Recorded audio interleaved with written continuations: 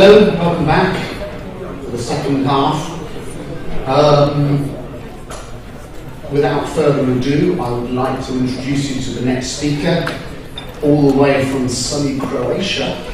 It's Marko, as well as being a CSS and front-end master. Marko participated in the 2000 aerobics national championships in Croatia and won. So the disco dancing drop dead dude from Dugonjić, Marko.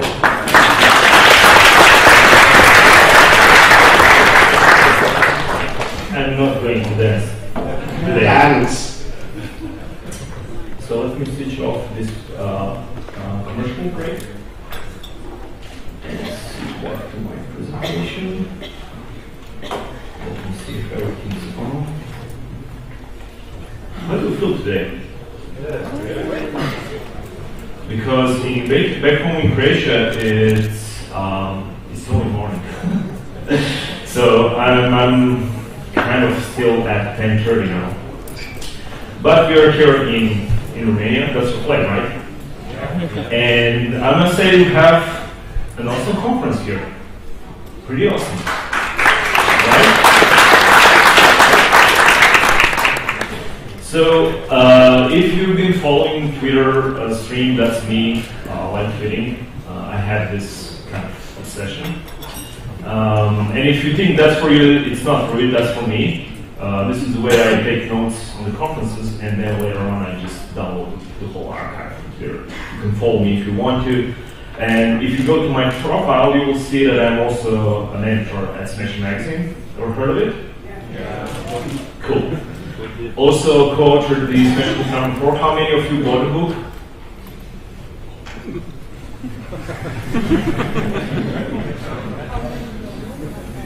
Right. So I founded and I'm running a small web design studio in Croatia, and it's a user experience consultancy.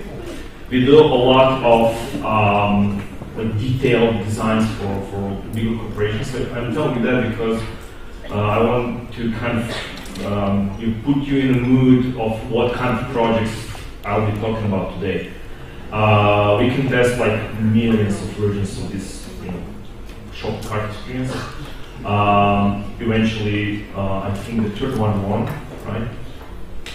It was about 40 versions, something like that. We are very results-oriented. So last year we redesigned the biggest classifieds website in Croatia. It's the biggest website in general in Croatia, and increased 20% visits.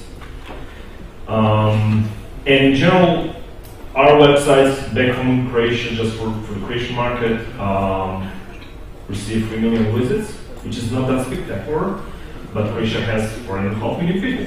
So we are pretty much responsible for more than half people visiting websites in Croatia, which is something scary. As Bruce told already, Croatia is very good country for your next vacation. Have you ever been there? All right. Well, the rest of you should probably come. I know it's far away, but it's really sunny, and you can see my wife and me here enjoying in the morning. The kids are still in bed. By the way, this is my game. And the summer was really great. You can see the two of us down there, very happy. But the guys at the top were not very happy because they had to go back to school. So. But even on vacation, I keep spotting design problems. For instance, this bakery, which is supposed to be a bakery. And in this case, if you have these beautiful icons, it's probably not that it's not that of an issue. But however, again, from the same terrace, you can see the label of the famous brand for the sunscreen, and the most important information, what do you think where it is?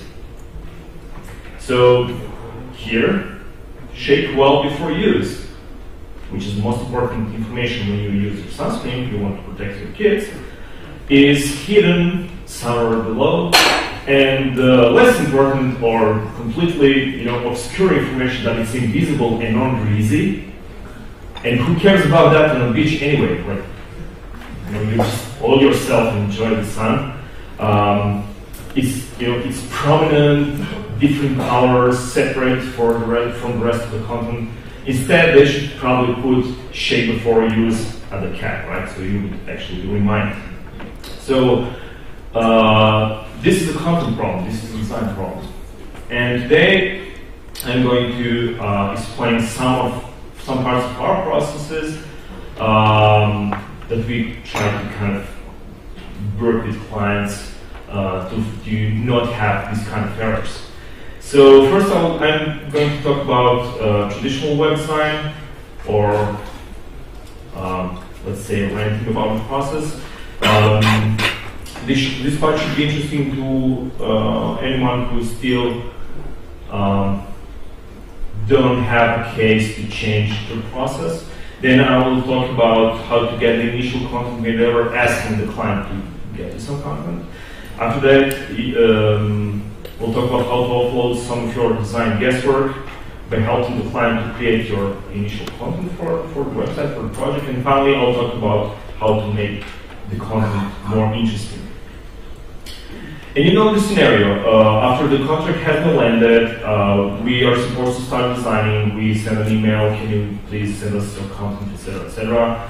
And so 3 months before, which is plenty of time before the deadline, you get some bullet points that they want on your website, right? So you have this, we are the industry leaders, or you're committed to customers, put that on the website, on the homepage. I especially love this one. Our customers are our greatest value. And of course, you get a logo in gift form. Right? So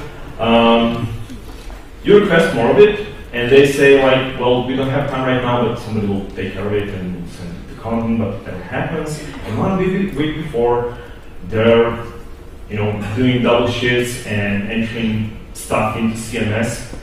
And they call you or send emails like at 2 a.m. in the morning, and you support, you fix errors and explain how to upload an image, and do you have this thing, like an image editor to edit your images, and they're like, no, and then you just support them over the phone how to download the trial version of Photoshop, because that will be sufficient because it's only a week and it will launch, right?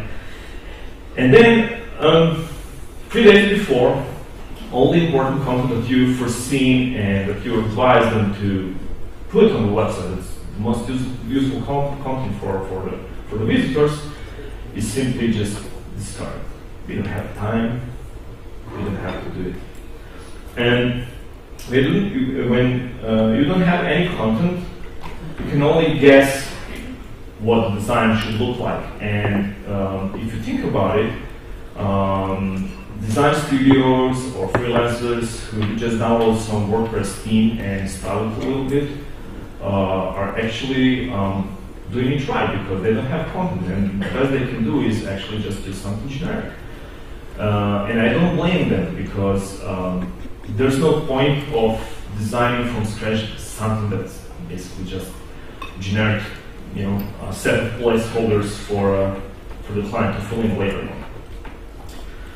We waste time, reshuffle main navigation, you know that, right? And then Dave said that, as mentioned in a conference in Oxford earlier this year. Do you know Dave? How many of you know Dave? Okay, Paralink. Right, so he's a very important person. Dave is a front-end developer who developed responsive homepage of Microsoft.com. Do you know Microsoft? All right, so I know the connection now. And more often than not, we just go in circles with this superficial stuff that the end user doesn't care about. They care about the information, they care about accessibility, they want to access information, and they want it quick. And we just discuss colors and shadows and corners, and who cares about that? And that's because everyone in this world, including clients, have this fear of blank canvas. That's not our exclusive stuff, right? That's not our thing. Clients have it, And that's why they hire you, and they expect some kind of proposal, like can we have free designs? Then you present them with free designs, and then they can finally start edit something about the design. The same is with content. So they have questions: where do we start? What should we say? What is appropriate to say? We want to share some of our expertise, but not too much because competition will see and then grab that content and they steal all our businesses. And you must understand that the problem is the fear of failure even on their side. And that's why, because of the fear, we end up with this safety zone, safety net process, which is visual design, front-end development, seamless integration, and content if we have time. Scratch that. The interface looks unfinished, right? It's never the perfect interface. Article pages are all broken with wrong columns. The users can't find the information they're looking for. They don't trust the company, and as an end result, the company don't make any more business. So they invested in a design that doesn't work. So they hate you. So let's change that. First thing you can do is set up Google Alert. Whenever somebody sends an email, client sends an email, the next thing is not answering the email, the next thing is setting up Google Alert of that client. Just research anything you can do about them, put the keywords into Google Alert, and in a week you will have a lot of material to start with. The next thing is dig out brochures or miscellaneous reports. Go to if it's a big company, they'll probably have something in just regular daily newspapers. Also, don't forget to use Google Images, because you can find gold, just burned into these JPEGs and GIFs, and we usually just oversee that. Utilize the FAQ. Ask them for a list of questions that they usually receive. If they don't have their own FAQ, you can create one in Google Docs. And for starters, you can just enter questions that you have about the company. So you have this client and you know nothing about their business, and instead of bugging them about what are frequent questions, just enter questions that you have about the company, things that are not clear to you, and this is a starting point for the FAQ. And then when you share it on Google with them, they will have to answer all these questions. They will have to fill in all these blanks. When you talk to them, do you have kids? What's the most common question kids have? Why? So, why daddy you have to go to a conference? Because I love it. Why? Because I have passion for my job. Why? Because and so on and so forth. So if you pretend you're a child, your client, you will eventually get the simplest answer possible, right? You just have to ask why. Why is that? And just play dumb, right? And you will learn a lot about the business. And when they give you finally the simplest answer is, like for my kids, they just want to get away from you for a couple of days. Right? You will use that as a starting content on your website. Next thing, ask your friends to ask questions. So give them a website, an old website or a brochure or whatever you have, and let them ask questions about the company. Why is the blood pressure in your trucks 20 bucks? And they answer, because we have like some heavy, transportation needs. And then why? And again, you get the simple answers, because these answers are basically the content that people want to learn about your client. Steal news and articles and content from the competition. And this is very mean, but they will make sure that they have better content than their competition. That's very mean, but it works. Also, bring your camera. Or do you have a friend who's a photographer? Sure, right? Everybody has a friend who's a photographer, and you can just bring them and pay them like lunch or whatever, and they can just take a couple of shots in the company. Some generic stuff like if they have a fleet, just their vehicles, the building, the reception desk, cable steps, whatever. And you already have like 10 high-resolution images that are not stock photographs because they are actually from your client, and you can use that as a starting point. And if photos don't look too good, just do whatever thing that everybody does these days is just run it through an Instagram filter, and you will have awesome photos for the website. So now that we have some content, let's create a prototype. So how do you do that? Decide on the CMS. You usually know what kind of CMS is appropriate for every project. So whether it's WordPress, EasyPublik, Drupal, whatnot, just use that and remove all CSS. Just leave HTML, like Jeremy said. Just leave plain HTML because they will not focus on design. That way they will focus on how many links do you have, how can you reach some content, what's the interaction, etc., etc. And enter all that you have, put it online, give them a password, and let them double check everything. And they will get a feeling how much content you actually need, what has to be improved, what is some crap that you will still steal from the competition. They will immediately see what's wrong and what has to be improved. Because remember, they have a fear of blank canvas, and when you present them with something, they will edit it and be much more productive. So how to make them start writing content? When you enter your first content, don't make it too good because they will feel that they cannot match you. Because they are not professionals in web design, just like we are not professionals in their job. So we have to kind of foresee their problems and don't set the expectations too high. So on our website there are two basic types of content by lifespan. So you have the core content, which is the most usual stuff for the visitor, and you have some temporary content, for instance, news, announcements, updates, discounts, or whatnot. They're useful for somebody who already knows what the company is all about. So, permanent content is the one that's rarely changed. It's product description, company history, key employees, profile pages, very hard to write actually. Rules, regulation, facts, financial reports.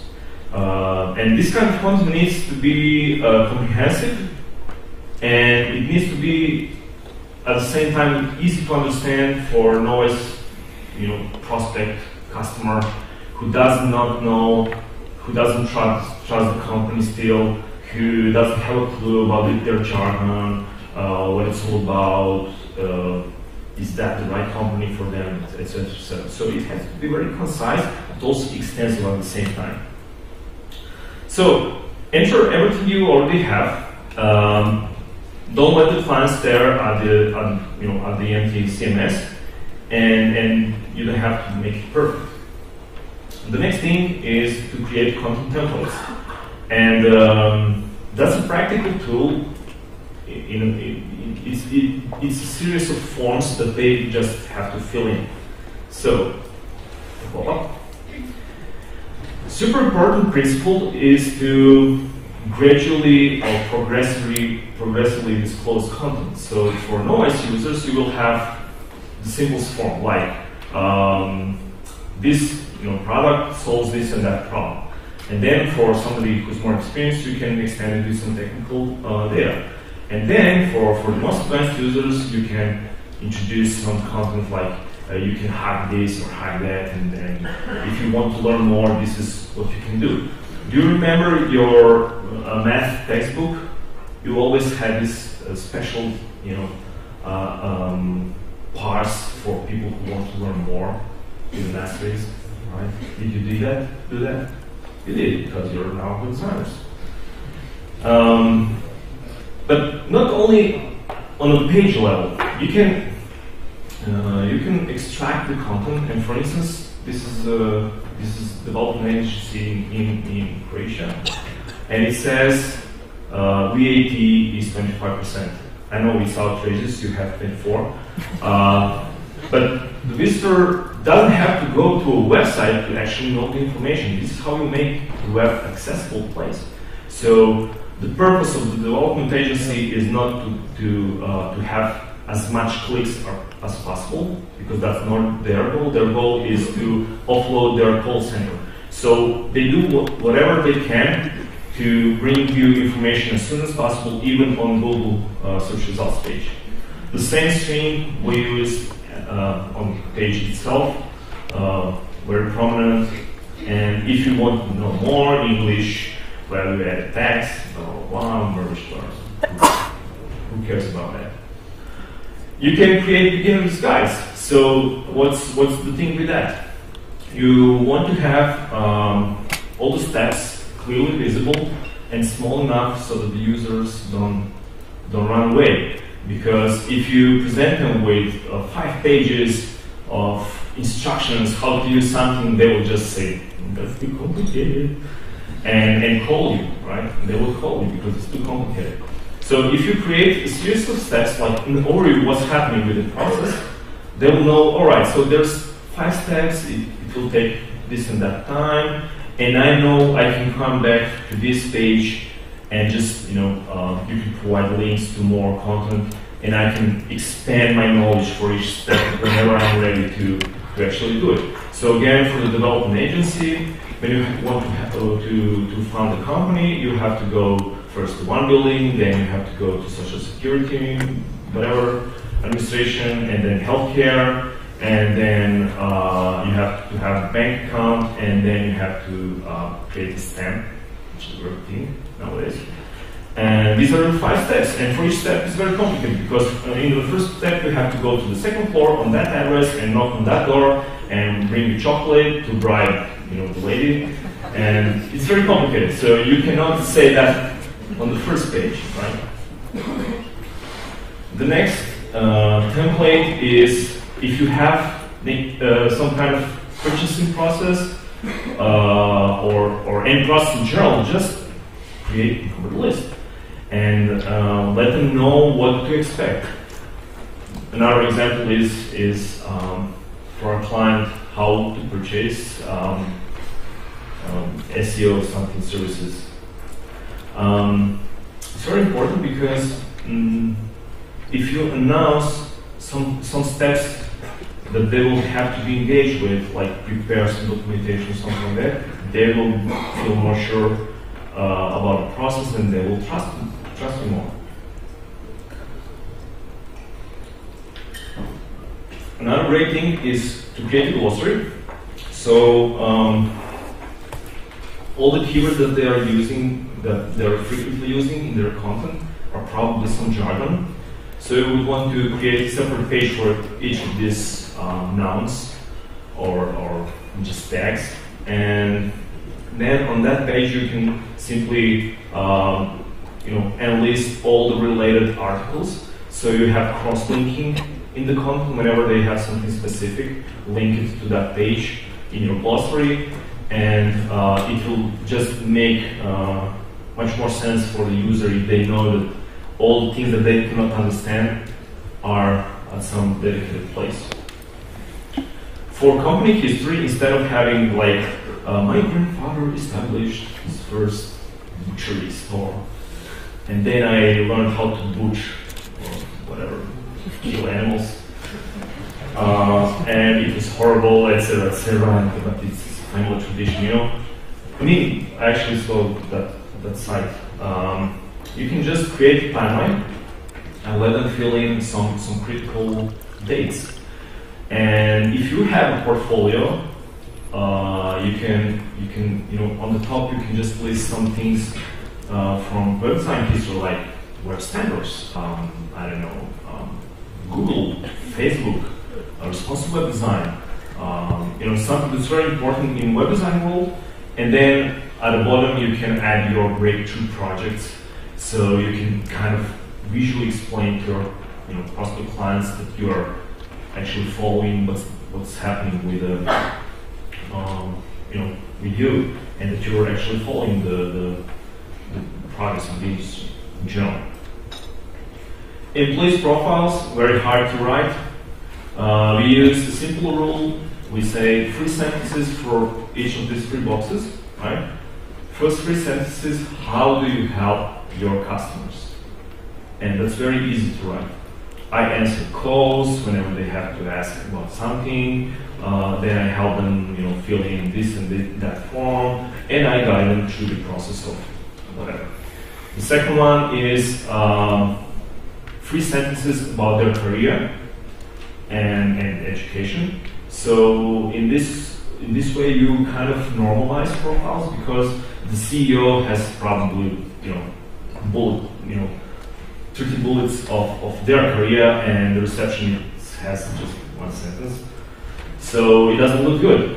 And in this way, everybody has the same chance, and you can always explain that to clients in a way. Why do you have to reduce some profiles is that the customer have to perceive you as a team. Everybody likes that, right?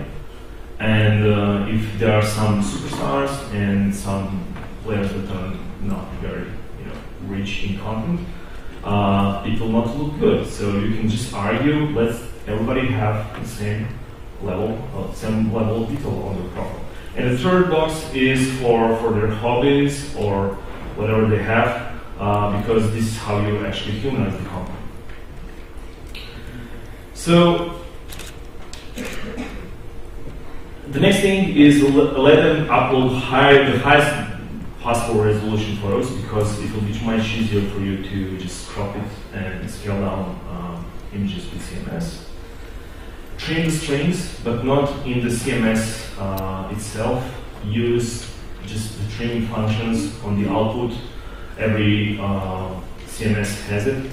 And just limit the output. Let them enter everything in the CMS, because if you limit them to 300 characters, they will have a problem with that. But if you say just write this and that, and you cut it out on the front end, nothing is wrong with that, right? You can edit content later. Of course, give them a deadline. Here's a practical tip that you maybe want to write down. On average, they have 1 afternoon a week time for content. So if you ever give them something that's less than that, sooner than that, they will probably crash and you will just have delays. So give them realistic deadline. Don't ask them to deliver everything within a week. Separate parts of the content. So this week, for instance, we have product descriptions, do it by the end of the week. Next week we have profile assets and so on and so forth. Another thing is temporary content. And how many of you said to a client, can you give us just at least 3 news items that you foresee will have? You do that, right? You have your ballpark news number that you can work with. But if you can create a publishing schedule and have the whole calendar for the whole year, you can just enter recurrent seasonal activities. So for instance, I have this New Year's, Valentine's, Easter, spring vacation, summer vacation, back to school, Halloween, and Christmas offers. So for each of these occasions, let them write something in. Just anything, like Christmas sale, 20% off. Define a list of topics. So for instance, for our client in pharmacy industry, that's just a small pharmacy store, they created 20 extensive articles about seasonal illness. So for instance, spring allergies and things like that. And they just recycle it for 6-8 years now, 6-7-8 years. They have the same content, they just update the new list of recommendations, They didn't have to do anything. After the spring is over, they just discard, they just hide the article and they just republish it the next year. So it's very easy. Let them create, a number of topics of articles and just let them reuse it. Issue this category free articles. Again, with a deadline. You can be very mean if they don't deliver free articles per category, the category goes out. This is how you actually use the content. So you have a deadline. If you cannot produce free articles, the category goes out. And what usually happens is that you successfully reduce the number of categories to just one category, and then categories don't make sense anymore, and you can just discard that from your scope of the project. Again, the deadline, let it be very realistic, and but stick to your promises, because if you don't punish them the first time with categories, they will not listen anymore. So, how do we design the content that we have in the CMS? We can improve typography, because if you don't know what the content is all about, you cannot use the proper style.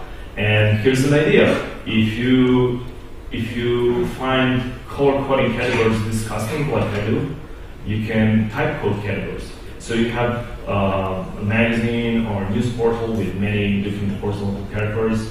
You can just use different type for category titles and get away with that, which is very cool because you don't have to follow the graphic standard with colors all the way through. You can have the same link color, everything, just change one title, like on the category page, using different type. Key facts. So when you know the content, you can actually extract some key facts instead of just thinking of something on your own. And what usually works really good are graphs, because they are very easy to understand. You don't have to describe them. And instead of having like 2 or 3 paragraphs describing why is that CPU better, you just use that. And do you know the company who uses that a lot? Apple. You can see bars all over their website. And to prevent this unfair treatment of the competition, they don't say anything about these other bars, right? That's us to the left, right? And these are the others. And we're like twice as better. That's it. You don't have to mention anybody. And if you have just a paragraph of text, that would sound pretty poor. So this is the way to do it. Another thing is, if you have anything, like anything at all that can be measured and expressed in numbers, just use that and create big callouts. You can this can be a homepage for a company, right? It just needs a logo there. And you can always put the numbers into relationships. And so for instance, twice as good as something else, or improved by 300% or something like that. So you can always kind of twist the results, but it will look good for the visitor. It will be interesting. So 500 milliseconds is not that big at all, right? Nobody notices that. But if you compare it to something else, then it's a pretty stunning number. You can create layout based on information density. What is an information density? How much subtitles do you have? How much adverts, supporting content, etc., etc.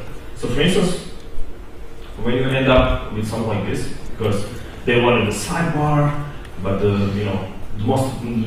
majority of articles are just 3 paragraphs, then you can just change it to something else, right? Let's just redesign it, and it's perfectly acceptable if you have a couple of templates based on how much content do you have, right? So for little content articles, you can remove the sidebar and put it underneath. For longer articles, you can introduce the sidebar, etc., etc. But again, you cannot know that far in advance. And once you have your images, probably, you will not end up with this kind of, boring generic stuff. And this is basically a simplified screenshot from any WordPress team, right? So If you see that your content is more, more comfortable in portrait mode, just change that. Again, you cannot know that up front. So let them just upload everything, and you can kind of decide what to do with the images. The next thing is we are getting closer and closer to the more sensitive stuff. Revise main navigation. So what we did for the development agency, they wanted everything for the advanced users, because they are advanced users since they work with that all day. They wanted these advanced things up front in navigation, but then we kind of we made our research and we learned that the majority of their visitors are actually beginners, startups who want to know what's having business like, and not the experienced users. So the experienced users come maybe once or twice a year to see if they can, if they can apply for some funding. But the majority of users just want to learn about VAT, what do I need to issue an invoice, or whatever there is. So we push that to the top.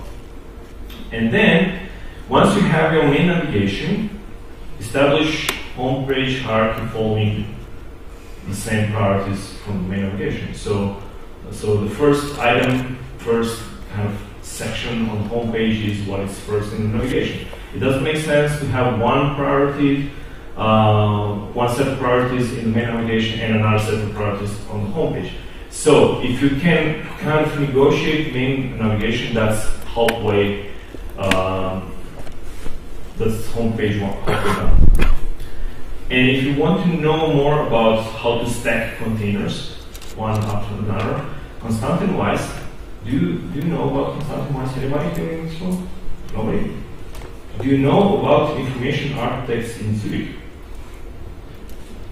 Do you know about them? He's the main, he's the chief information architect there. Do you know iWriter application? All right. Well, so I have some again bonus things. So with the process, the expectations are set early on, so the client won't expect like free design suggestions and then they will kind of pick one. They understand the process because they are part of the process. They understand what it's like to create something for the users instead of for themselves. They start understanding that the users don't know everything that they know about their business. Sometimes it's really amazing how people don't understand that everybody else don't understand what they understand. So it's kind of meta. They understand accessibility. They know that accessibility is not only contrast between the font color and background color, and it's not only responsive web design, it's also how the content is accessible. So by that I mean simple to understand, right? Very easy to share, very easy to discuss with other people, with other customers or whoever. And if the content is very complicated, if it's very full of jargon, right? It's not accessible. That's another aspect of accessibility, and that's why I love it. You get structure, you get consistency because you created your templates and they're all filled out. Form follows function because you had your content and then you decided, well, let's make the portrait images instead of landscape. You make your information interesting by creating graphs and big numbers and timeline for the company history. That's very interesting to see because it's very graphical and people love that. And for instance, for the Croatian Telecom, which is Deutsche Telekom just in Croatia, after we learned that users don't need every single brand of mobile phones, we were able to extract the most interesting ones like Apple Android BlackBerry, right, and Windows as an operating system. So for instance, nobody searched for Nokia on the website, but they wanted Windows operating systems. And we placed all the rest into this standard cell phones, which is far to the right. And you can actually browse each brand in special search feature, right? But as a bonus, the most satisfying thing to me as a UX designer is when you can actually change the way your client thinks about the user, because we should be user advocates. This is the hard way to do it. You have to be very patient with them. You have to prepare them for work, right? And you're basically not bringing them good news, because they expect that they will pay somebody and you will do all the heavy lifting. And when you announce them that they have to also, pull some weight, that's not very, they're not very happy with that. But they often can be really great. So whenever you have rules, break them, because we were the ones that wanted to solve this special, math problems with the necessaries, and I believe that's because basically every one of us is a unicorn. Again, Marko, thank you for the attention.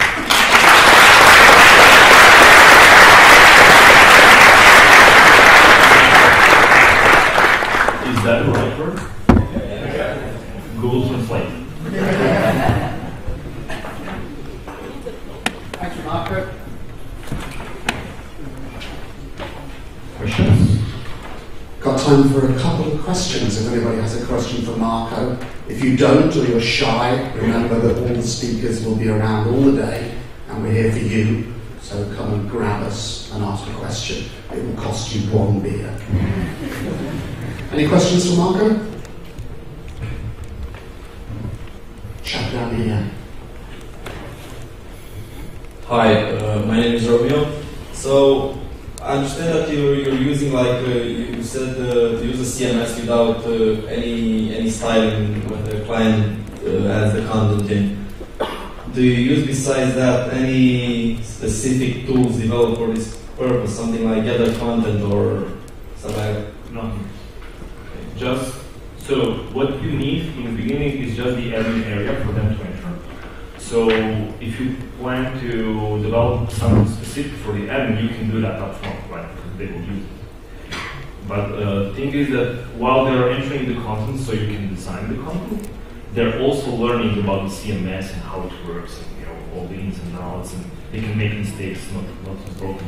Because if you have like a finished website, whenever they enter something that's wrong, like just wrong string or just paste something from doc or something like that, try to do that, they will break things and they will be scared because the design is so precious and it's all like very tight and they make mistakes. So if you remove all the stylings, they will have a feeling that it's working product, that it's product right. We do that for something else, not to actually, design the website. So it's a lot of psychology, basically. Thank you. One last question, anybody? No? Well, in which case, put your hands together. Thank you, Marko.